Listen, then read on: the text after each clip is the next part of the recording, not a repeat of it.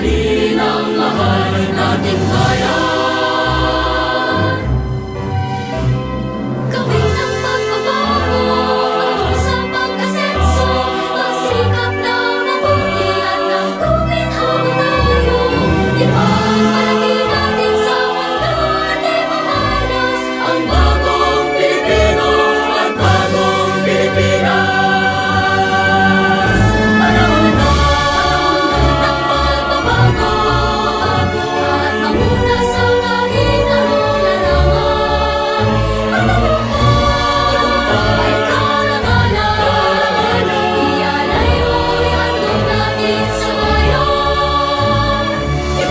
Malaki natin sa mundo.